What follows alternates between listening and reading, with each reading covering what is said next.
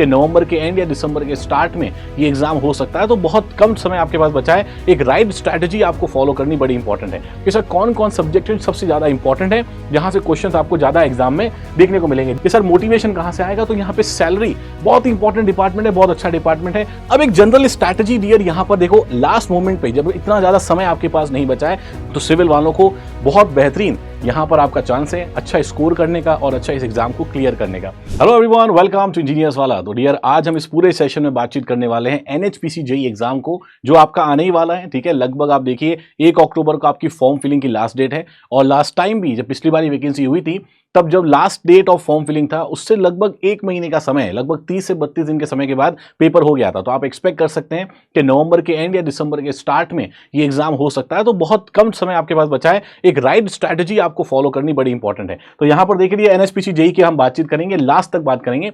Exam pattern definitely आप लोगों को पता होगा कि एग्जाम पैटर्न क्या है। एग्जाम पैटर्न में सर टोटल 200 क्वेश्चन आपको देखने को मिलेंगे। कंसर्न डिसिप्लिन जिसमें भी आपको सिविल, मैकेनिकल, इलेक्ट्रिकल, तो यहां पर सर आपके पास 140 क्वेश्चन तो आपके इंजीनियरिंग सेगमेंट के रहने वाले हैं। उसके बाद जनरल अवेयरनेस के 30 और रीजनिंग एबिलिटी के डियर 30 क्वेश्चंस रहेंगे।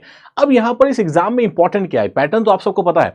यहां इंपॉर्टेंट है सर कट ऑफ कितनी जा रही है। जब मैंने आपको बताया सर कट ऑफ यहां पर डियर बहुत ही हाई कट ऑफ जाती है इस पेपर में। और अगर आप एक बार देखोगे क्वेश्चंस को, तो आपको अंदाजा लगेगा कि क्यों कट ऑफ इसकी हाई जाती है। तो एक बार देखो डियर, यहां पर अगर मैं बातचीत करूं कि एनएचपीसी जेईई के क्वेश्चन, जैसे कि अगर मैं सॉइल की बातचीत करूं, तो देखो डियर सॉइल में 2023 में जो क्वेश्चन आपसे पूछा गया था कि how many types of earth pressure there on the basis of movement of wall, तो डायरेक्ट आप आंसर लगा सकते हो। तो देखकर ही डायरेक्टली क्वेश्चंस को आप डेफिनेटली यहां पर सॉल्व कर सकते हैं। जैसे कि फार्मूला बेस्ड क्वेश्चन डायरेक्टली आपसे पूछ लिया गया। ठीक है डियर, जैसे कि आप यहां देखोगे ये भी डायरेक्टली फार्मूला बेस्ड क्वेश्चन आपसे यहां पूछा, तो देखते ही टिक करने वाला क्वेश्चन है। Volume of voids to the volume of soil, तो वॉइड रेशियो हमारे पास होता है, तो देखकर ही क्वेश्चन डायरेक्टली आप टिक करोगे। कुछ कैलकुलेशन वाले न्यूमेरिकल वहां पर आ जाते हैं। इसी वजह से ये जो ओवरऑल कट ऑफ है, ये सी काफी अच्छी खासी चली जाती है एनएचपीसी जेईई एग्जाम की। अगर आप यहां पर बात करें डियर, एक बार मैं आपको कट ऑफ दिखा देता हूं, कट ऑफ कितनी जाती है।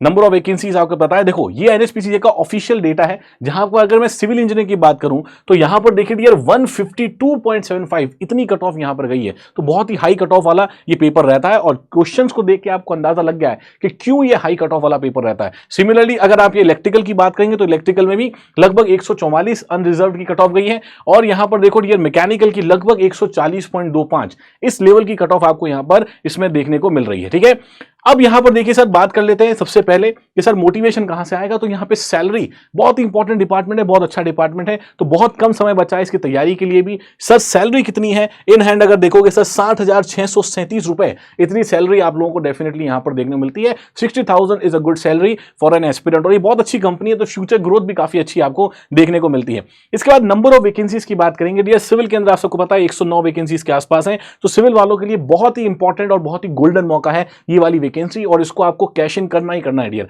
उसके अलावा इलेक्ट्रिकल में भी 46 है, और मैकेनिकल वालों के लिए बहुत अच्छा है, बिकॉज मैकेनिकल में 49 वैकेंसीज हैं। 49 वैकेंसीज मैकेनिकल में नॉर्मली बहुत सारे डिपार्टमेंट्स में देखने को नहीं मिलती हैं। तो 49 vacancies is a very good vacancy for mechanical. Electronic communication की 17 है। उसके अलावा और भी जो अदर वैकेंसीज हैं 16, लेकिन टोटल 248 के अराउंड वैकेंसीज आपके पास यहां पर है। तो एक अच्छा चांस है। पेपर का लेवल उस लेवल का नहीं रहता, एक इजी टू मॉडरेट लेवल का रहता है। तो आप सबको पता है कि यहां पर अगर आपने एक बेसिक तरीके से पूरे सिलेबस को कवर कर लिया, तो आप बहुत अच्छा इसमें स्कोर कर सकते हो और जॉब सिक्योर कर सकते हो। 60,637 ये आपकी सैलरी सर डियर रहने वाली है, इनिशियल सैलरी जो आप यहां पर देखते हैं। ठीक है सर, अब इसके बाद देखो डियर, यहां पे अगर मैं सिविल इंजीनियरिंग स्टूडेंट्स की बात करूं, तो सिविल इंजीनियरिंग के लिए मेरे पास सब्जेक्ट वाइज वेटेज है। यहां से आप पिक कर सकते हो कि सर कौन कौन सब्जेक्ट सबसे ज्यादा इंपॉर्टेंट है, जहां से क्वेश्चन आपको ज्यादा एग्जाम में देखने को मिलेंगे। जैसे कि बीएमसी और कंक्रीट में लगभग डियर 29 क्वेश्चन, टोटल 140 क्वेश्चन का आपके पास रहता है। तो यहां पर देखिए बीएमसी और कंक्रीट के अंदर 29, स्टील स्ट्रक्चर में लगभग 3 क्वेश्चन आपसे पूछे जाएंगे।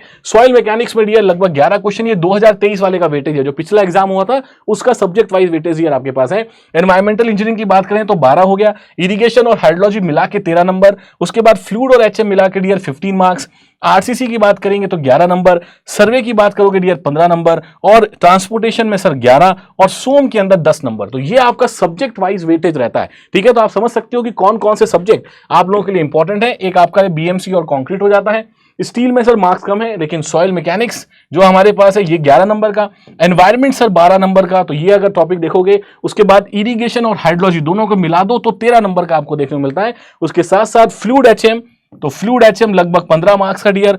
आरसीसी सर लगभग 11 मार्क्स था, लेकिन मतलब आप देख सकते हो एक तरह का इक्वल वेटेज आपका यहाँ रखा गया है। सर्वे में देखोगे तो 15 मार्क्स का, उसके बाद ट्रांसपोर्टेशन भी 11 नंबर, और सर सोम आपके पास 10 नंबर। ठीक है, तो ये देखिए स्टील को छोड़ के लगभग सबका वेटेज जो है वो कॉमन वेटेज है। इसमें भी अगर टॉप 3 आपको पिक करने हैं तो बीएमसी कंक्रीट हो गया, फ्लूइड एचएम हो गया और सर्वे हो गया। ये 3 सब्जेक्ट जो है वो आप अगर बेहतर तरीके से करके जाएंगे तो सिविल वालों को बहुत बेहतरीन यहां पर आपका चांस है अच्छा स्कोर करने का और अच्छा इस एग्जाम को क्लियर करने का। ठीक है डियर, तो एनएचपीसी जेई यार आप सबको पता है इसकी प्रिपरेशन अभी चल भी रही है इंजीनियर साला के प्लेटफॉर्म पे। एनएचपीसी जेई बैच में 2025 का बैच, बहुत सारे बच्चे बहुत बढ़िया तरीके से पढ़ाई कर रहे हैं, जिसमें अभी हम लोग डियर वहां पर सॉइल और स्टील की पढ़ाई कर रहे हैं। तो सॉइल और स्टील दोनों दिन मॉर्निंग और इवनिंग दोनों क्लासेस चल रही हैं। आप भी डेफिनेटली इस बैच में जुड़ के अपनी तैयारी को बूस्ट कर सकते हो। अब एक जनरल स्ट्रैटेजी डियर यहां पर देखो, लास्ट मोमेंट पे जब इतना ज्यादा समय आपके पास नहीं बचा है, लगभग आप रफली मानिए 1 से सवा महीना 1.5 महीना आपके पास बचा है। अब इस वाले केस में आपको यह चीज ध्यान रखनी है कि आपका जो इंजीनियरिंग सेगमेंट है डियर, ये इंजीनियरिंग सेगमेंट को आपको बड़ा स्ट्रांग रखना पड़ेगा, क्योंकि देखिए 140 क्वेश्चंस डियर यहां से आपको देखने को मिल रहे हैं। 140 क्वेश्चन सर यहां पर आपके पास है, 140 नंबर यहां पे आपका इंजीनियरिंग सेगमेंट ही ले जाता है। तो अगर इंजीनियरिंग सेगमेंट में आपको यहां पर डियर लगभग इंजीनियरिंग सेगमेंट में आपको 80 से 90 मार्क्स का टारगेट तो लेकर ही चलना पड़ेगा। तो 80 to 90 मार्क्स के टारगेट के लिए लगभग 6 से 7 सब्जेक्ट, मैंने आपको सब्जेक्ट वेटेज बताया अभी, तो लगभग डियर आपको 6 से 7 सब्जेक्ट्स आपके ऐसे होने चाहिए जो एकदम टिप्स पे हो और उसको आपने मल्टीपल टाइम रिवाइज कर लिया हो। उससे आपके ये 80 से 90 मार्क्स जो है इंश्योर हो सकते हैं। और क्योंकि पेपर का लेवल इतना हाई नहीं रहता, तो जो बाकी सब्जेक्ट्स हैं अगर उसको भी आपने ऊपर से कवर कर लिया तो काफी अच्छा वहां से भी स्कोर कर सकते हो। लेकिन आपका टारगेट 80 to 90 मार्क्स का यहां पर होना चाहिए। सिमिलरली डियर अगर जीके की बात करें तो जीके के अंदर आपके पास 30 क्वेश्चंस हैं। अब 30 क्वेश्चंस में से आप हमेशा कोशिश कीजिए डियर यहां पर कि अगर 15 से 20 नंबर भी आप यहां पर लेके आ पाए तो वो आपके लिए बहुत बेहतरीन होगा। उसके बाद अगर रीजनिंग की बात करें तो रीजनिंग में सर बिल्कुल भी कमी नहीं छोड़नी है आप लोगों को। रीजनिंग की प्रैक्टिस अब रेगुलर कर दीजिए। 30 क्वेश्चंस यहां से पूछे जाएंगे, कोशिश करिए सर, क्योंकि रीजनिंग जिस लेवल का आता है वो एसएससी के लेवल का ही है, जिसकी आप काफी समय से तैयारी कर भी रहे हो। ठीक है, तो यहां पर अगर देखोगे तो सर यहां पे 25 प्लस आपको यहां पे डेफिनेटली टारगेट करना चाहिए।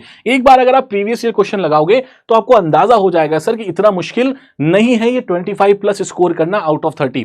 बहुत सारे बच्चे एसएससी में भी 40 प्लस स्कोर करते हैं आउट ऑफ 50, तो आप यहां पर डेफिनेटली 25 कर सकते हो। ठीक है, तो लगभग सर आपको ये चीजें ध्यान रखनी है कि टेक्निकल के अंदर बड़े डीपली आपका 6 से 7 सब्जेक्ट कवर हो जाना चाहिए। ये तीनों ब्रांचेस के लिए बात है, सिविल, मैकेनिकल और इलेक्ट्रिकल के लिए।